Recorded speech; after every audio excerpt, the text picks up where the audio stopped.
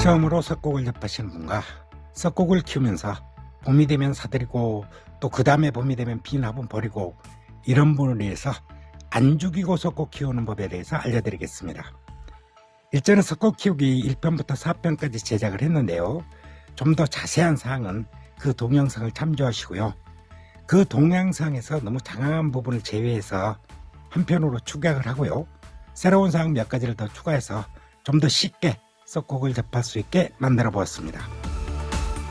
석곡을 키우기 위해서는요, 석곡이 우선 무엇인지 알아야겠죠. 석곡은 학명으로 덴드로비움 모놀리포름이라고 하는 착색란입니다. 착색란이라 하면 나무나 바위 등에 붙어서 사는 난을 말한답니다. 즉 뿌리를 밖으로 거의 노출해서 자라기에 물기가 너무 오랫동안 분에 남아있으면 굉장히 힘들어하고요. 특히 가습에 약한 난이며 이는 공중습도가 높으면 좋다는 이야기입니다. 석곡은 우리나라 남해안에 자생한 자생난 중에 하나입니다. 이는 우리나라 남해안 기후에 적응이 되었기에 이 지역은 노지에서도 모두 견딜 수 있습니다. 하지만요, 우리나라 남해안이 석곡이 사는 북방 한계선이기에 세심한 관리가 필요하기는 하답니다. 만약에 석곡을 베란다에서 재배하시거나 일반 주택에서 기르신다면 남쪽 지방이라면 겨울철에도 특별한 가온을 하지 않고도 충분하게 잘 기를 수 있는 환경이 석곡은 태어날 때부터 가지고 있다는 이야기입니다. 석곡의 생육 적정 온도는 18도에서 28도 정도면 잘 자라는 온도이고 계절에 따라 조금 낮은 온도에서도 씨알을 올리고 잘 자라는 경우도 많습니다.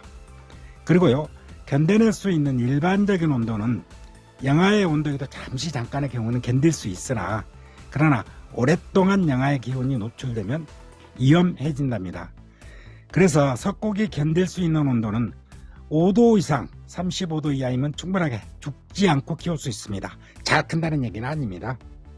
석곡은 봄에 성장을 하고 여름에 잠깐 유면한 뒤에 다시 가을에 성장을 하고요. 그리고 겨울에 긴 유면 후에 봄에 꽃을 피웁니다.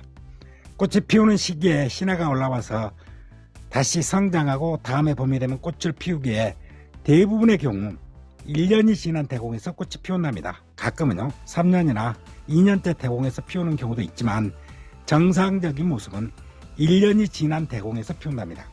그리고요, 석곡은 잎이 사계절 푸른 상록이 아니라 대부분 가을이 되면 면잎장에 잎만 남기고 단풍이 들어 떨어진답니다. 그래서요, 대부분의 석곡이 대공만 앙상한 모습에서 꽃을 피우게 된답니다.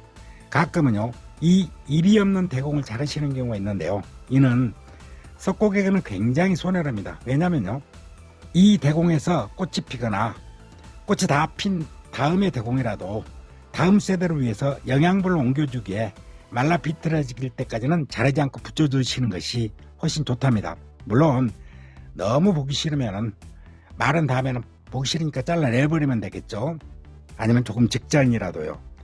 석곡 키우기에 가장 중요한 석곡의 물 주기는요, 물은 일주일에 한 번 준다, 아니면 3일에 한 번 준다, 이런 식의 것은 정확한 내용이 아니랍니다.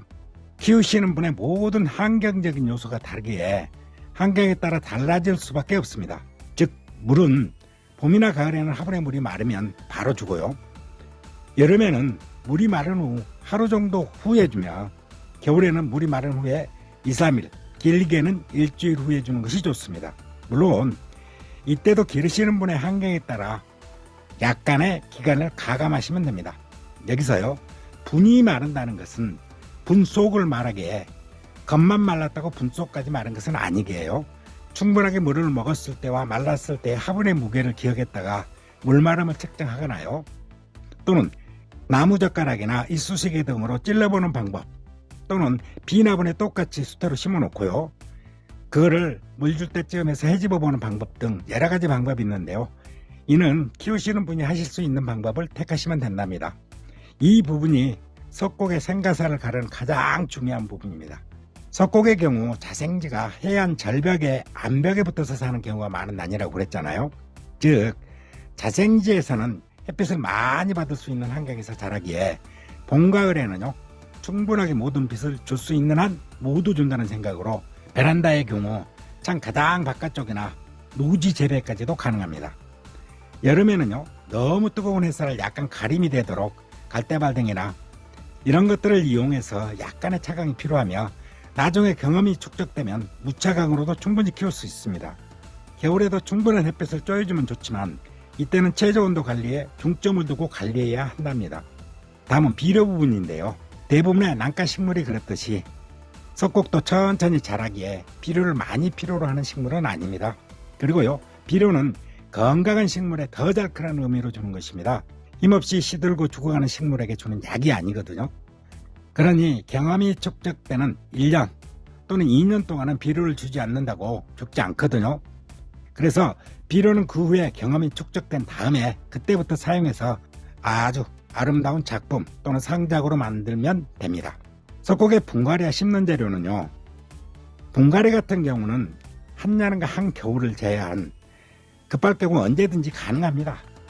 그렇지만요, 석곡한테 분갈이가 가장 좋은 시기는 봄 성장기 직전에 하는 것이 좋습니다. 그 다음이 가을이고요. 이때 사용하는 심는 재료는 바크, 마사 등등등등 여러 가지가 있지만요, 일반 흙이나 상토 등을 제외하고는 거의 모든 재료가 사용 가능하답니다. 처음에는 수태를 사용하는 것이 굉장히 좋습니다. 관리하시는 다른 난이 있다면 다른 난과 같은 식재로 하시는 방법도 관리하시는데 좋은 방법입니다. 그러니까 저는 수태가 제일 좋다 이렇게 권한답니다. 그리고요, 석곡은 착색난이에게 나무나 돌에 붙여서 키워도 좋습니다. 부작도 잘 자라고요. 화분에 키웠을 때 자주 뿌리가 상해서 과습으로 석곡을 죽이시는 분이라면 부작이 훨씬 유리한 재배 방법이 될 수도 있습니다. 반대로요, 매번 바빠서 물 주기를 있는 분이시라면 목부작, 석부작보다는 분에 넣어서 수태로 키우시는 것이 훨씬 더 유리하답니다.